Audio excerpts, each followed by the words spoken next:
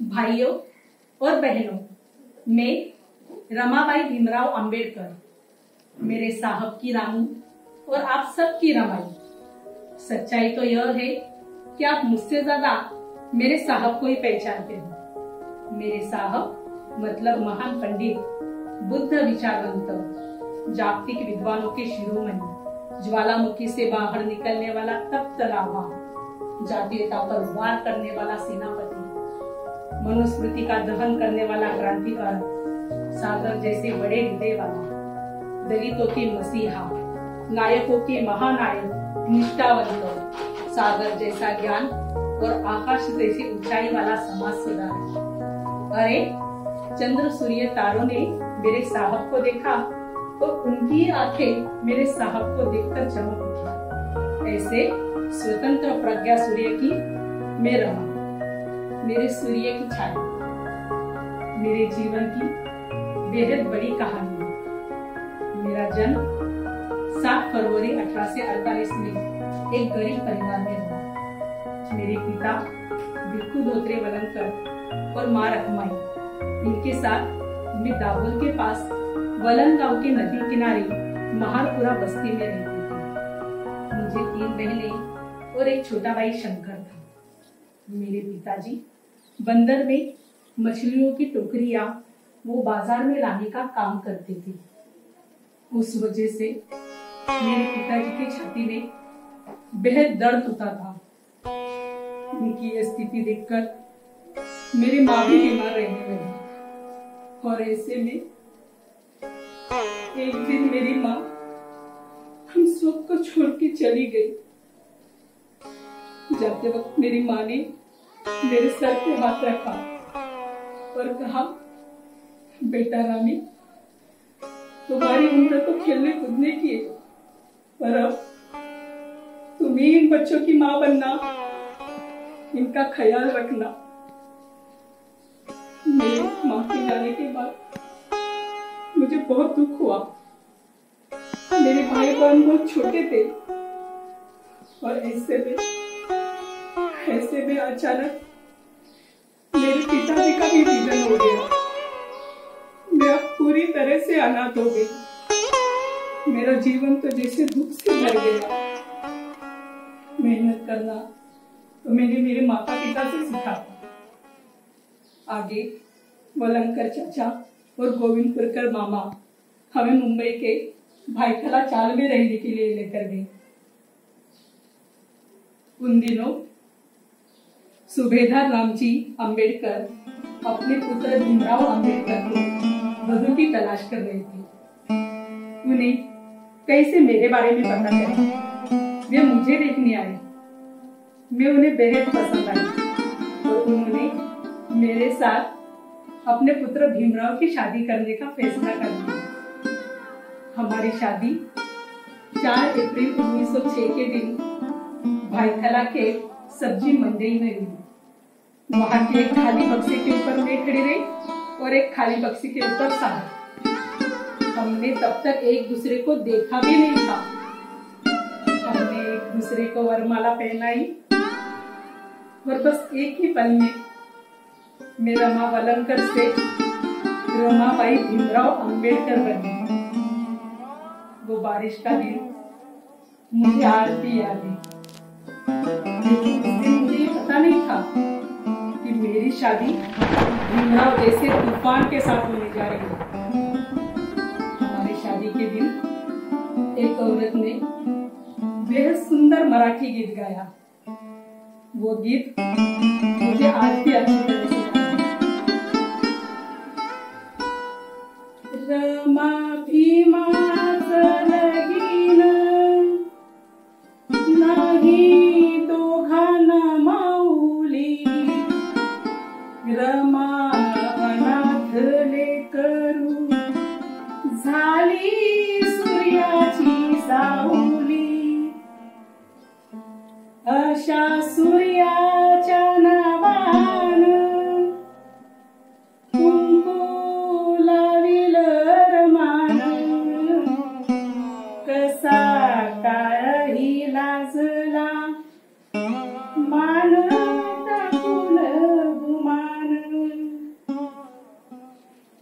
बस उस दिन से मैंने अम्बेडकर परिवार में गृह प्रवेश किया। मेरे ससुर राम जी, वो तो मुझे अपनी बेटी की तरह प्यार करते थे। बुआ मीराबाई, बाला भैया सब मुझे रमा रामी करते रहते। और साहेब, उनके बारे में तो क्या बताऊं। सुबह किताबें, शाम किताबें, रात किताबें, हर वक्त किताबें। और अगर उन्हें थोड़ा सा भी परेशान किया तो कहते, रामू रुक जा, मैं तुझे भी पढ़ना लिखना सिखाता हूँ। तब मैं कहती, भला आप सीख रहे हो ना, तो मैं पढ़ लिख कर क्या करूं? तब साहब ने मुझसे कहा, नहीं रामू, महिलाओं ने शिक्षा लेनी बेहद जरूरी है। अरे जिस हाथ में झूले की डोरी हो, उसी स्त्री के हाथ में अगर शिक्षा की डोरी थमा दी जाए तो वो झूला सही दिशा में ही जाएगा। मुझे साहब की ये बातें समझ आई और मैंने भी पढ़ना लिखना शुरू कर दिया। देखते देखते हमारे शादी को 2 साल निकल गए और हमारे छोटे से परिवार में नन्हे से यशवंत ने जन्म लिया। यशवंत का यह नाम भी साहब ने अपने गुरु ज्योतिराव फुले इनके बेटे के नाम पे रखा। यशवंत के आने के बाद मुझे लगा कि साहब का मन अभी तो संसार में रमेगा, लेकिन कहा किताबें और उनकी पढ़ाई। मेरे ससुर राम जी, इनका साहब पर बेहद भरोसा। वे जानते थे कि भीमराव ही यहाँ की अनैतिक और असमान परिस्थिति में सुधार लाएगी, सामाजिक परिवर्तन करेगी। इसीलिए उन्होंने मुझे पहले ही आगाह किया। कहा, बेटा रमा, आने वाले दिनों में भीमराव सामाजिक कार्य में व्यस्त रहेंगे। तुम्हें अपने संसार का ताज बिल्कुल भी नीचे नहीं झुकने देना। आगे 1913 में बीए होने के पश्चात साहब बड़ौदा में नौकरी करने के लिए गए। रामजी बाबा बेहद खुश थे, लेकिन अपने बेटे की जुदाई का दर्द वे बर्दाश्त न कर पाए। वे बीमार रहने लगे। उनके बचने का कुछ आसार नहीं था। उन्हें तो बस अपने बेटे भीमराव को एक बार देखने की चाह थी। ऐसे में साहब रामजी बाबा की मनपसंद मिठाई सूरत से लेकर आए। अपने पिता को इस परिस्थिति में देखकर वो फुट कर रोने लगे।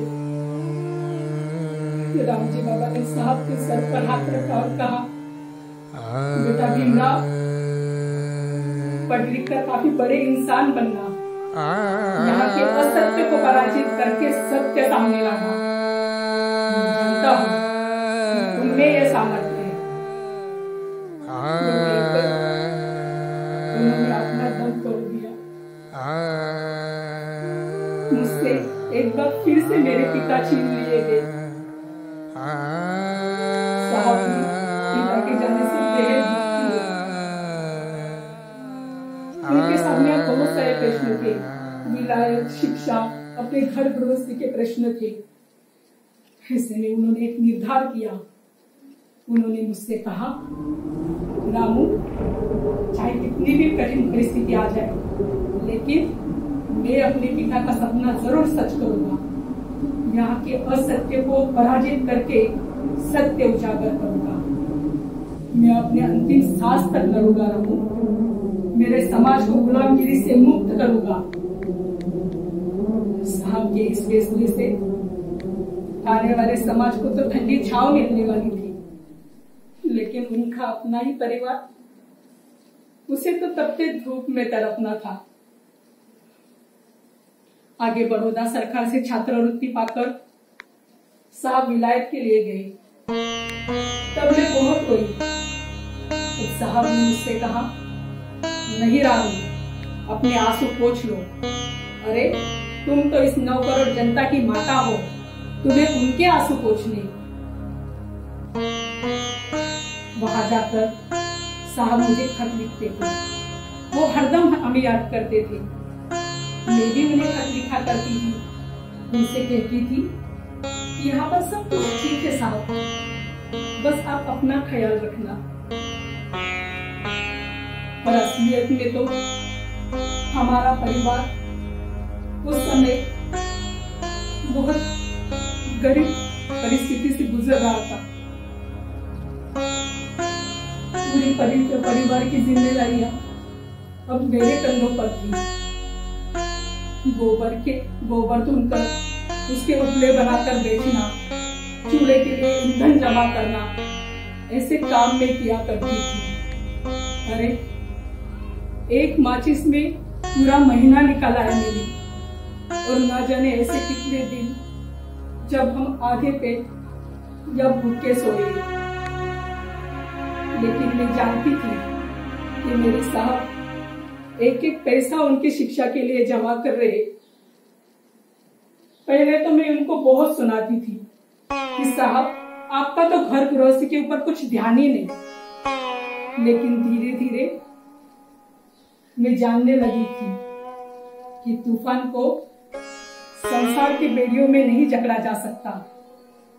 अभी तो बस मुझे उनके लिए जीना है।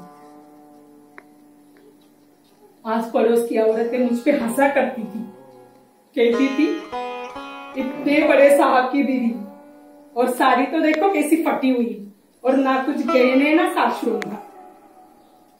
उनके ताने सुनकर मुझे बुरा तो लगता, लेकिन अगले ही पल में हंस पड़ती, कहती अरे अब इन्हें कौन समझाएगा कि क्रांति की ज्योत अगर जलानी है तो पहले खुद को जलना पड़ता है। आगे 1920 में साहब विलायत से डॉक्टर बनकर लौटे। तब की ये बात है। मेरे पड़ोस की शांति, उसका बेटा बेहद बीमार था। मैं उसे साहब के पास लेकर आई। उनसे कहा, साहब आप डॉक्टर है ना, जरा इसे देखिए तो इसे अच्छा कर दीजिए। साहब ये सुनकर हंस पड़े। उन्होंने कहा, रामू मैं डॉक्टर तो हूं, लेकिन लोगों की बीमारी दूर करने वाला डॉक्टर नहीं। इंसानों को जो छुआछूत की, जो जातीयता की बीमारी लगी है, उसे दूर करने वाला डॉक्टर हूं। इसे अस्पताल लेकर जाओ। तब मुझे मेरे साहब ही सबसे बड़े डॉक्टर लगे। आगे 1924 में साहेब विलायत से बैरिस्टर बनकर आए। तब उन्हें देखने के लिए चाहतों का सैलाब वहां पे उभर पड़ा। मुझे भी उन्हें देखने की चाह हुई, लेकिन कैसे जाती, कैसे पटी हुई साड़ी पे। फिर मैंने शाहू महाराज ने जो साहब को पगड़ी बेचती थी, उसी को साड़ी की तरह लपेट के वहां पे चली गई। वो मुझे घुटने तक ही आया। मैं दूर से साहब को देख रही थी। साहब ने मुझे जब ऐसे देखा तो घर पहुंचते ही उन्होंने कहा, रामू ये क्या पहन लिया तुमने? क्या बाला भैया ने तुम्हें कपड़े लेने के लिए पैसे नहीं दिए? तब मैंने कहा, साहेब बाला भैया ने तो पैसे दिए थे, लेकिन उसी पैसों में मैंने आपके लिए नई गद्दी, नई तकिया, नई चद्दर और खाते वक्त बेचने के लिए पाट लिया है। आप इतने बड़े बैरिस्टर जो है, अब आप ऐसे फटी हुई चद्दर पे कैसे सोते? मुझे अपने लिए कुछ नहीं चाहिए। उनके प्रति ये मेरा प्रेम देखकर साहब की आंखें भर आई। आगे राजरत्न साहेब के सबसे प्रिय बेटी, देखने में बिल्कुल उनके जैसे ही, वही चेहरा, वही तेज। उसकी तबीयत काफी बीमार थी। साहब उस समय कोर्ट में वकालत कर रहे थे। मैंने नानक चंद्रत्न को साहब को बुलाने के लिए कहा। साहब दौड़कर घर पहुंचे। उन्होंने राजरत्न को अपने गोद में लिया। उनके गोद में ही मेरे बेटे ने अपना दम तोड़ दिया। उसे एक नहीं, बल्कि मेरा रमेश, मेरा गंगाधर, मेरी इकलौती बेटी इंदु, इसे 4 बच्चों को कभी बीमारी तो कभी भूखमरी से हमने खो दिया।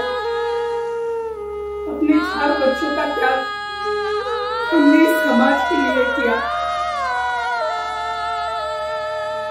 राजरत्न के जाने के बाद साहब काफी चुपचाप से रहने लगे, न किसी से बोलते न किसी से मिलते। ऐसे में मैंने ही उन्हें समझाया, कहा साहब जीवन तो नश्वर है, आने वाला तो जाने ही वाला है, आप ऐसे मत रहिए। जिस उंगली से आपने इस माथे पे कुमकुम लगाया है, उसी उंगली से आपको इस समाज को सही दिशा देनी है। साहब ने इस बात को हामी भरी और उन्होंने फिर से अपना कार्य शुरू कर दिया। आगे गोलमेज सम्मेलन के लिए साहब जब लंदन रवाना हुए, तब वहां पर उन्होंने दलितों के अन्याय अत्याचार की बातें की, अस्पृश्यता दूर करने की बातें की, उस पर सुझाव दिए। दलितों के वे ऐसे आवाज बन चुके थे जिस आवाज को खामोश करना नामुमकिन था। गोलमेज सम्मेलन से जब साहब वापस लौटे, तब उन्हें देखने के लिए लोगों की भीड़ वहां इकट्ठी हो गई। चारों ओर घोषणाएं थी, बाबा साहेब जिंदाबाद, डॉक्टर बाबा साहेब अम्बेडकर जिंदाबाद। ये देखकर मुझे बेहद खुशी हुई। साहेब तो मेरे ही थे, पर मैं अब उसी भीड़ का एक हिस्सा था। आगे 1933 में साहेब ने मुंबई में किताबों के लिए घर बनवाया, इसका नाम रखा राजगृह। वहां पे रामजी बाबा की बेहद बड़ी तस्वीर लगाई और वहां पे देखती हूँ तो क्या, हर तरफ मेरी सौतन ही सौतन, साहब की किताबें।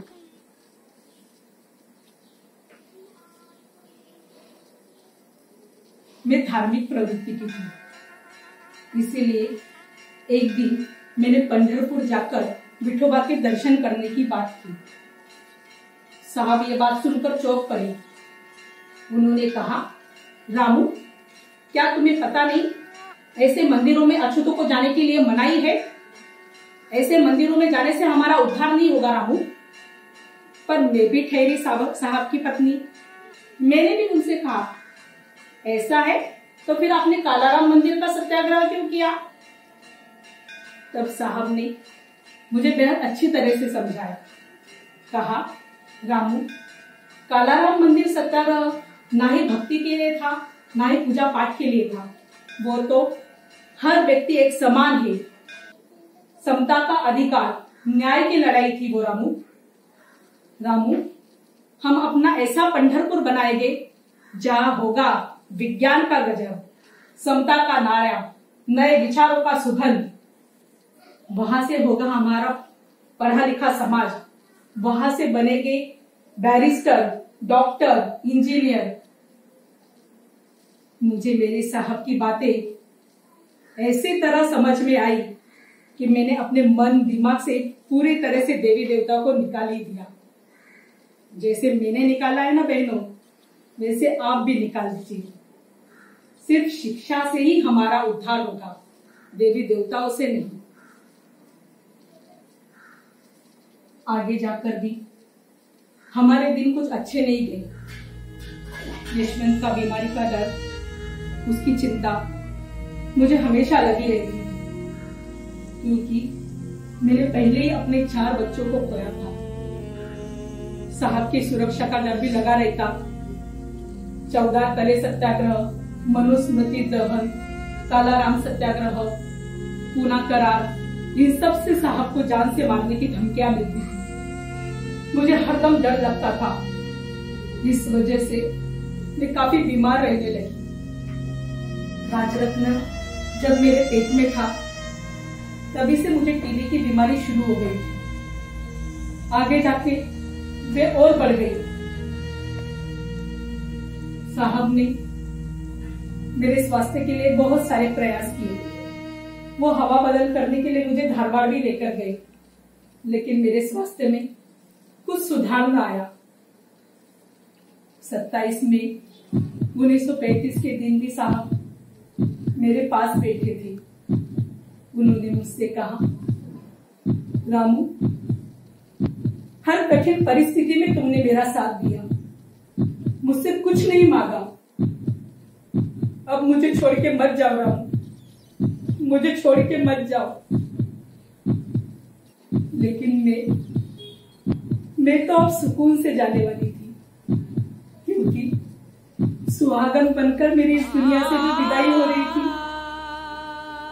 मैंने साहब से कहा, साहब मुझे कोई तकरार नहीं, अरे 9 करोड़ जनता की माता बनने का सौभाग्य मुझे मिला है, ऐसा किसी को नहीं मिलता।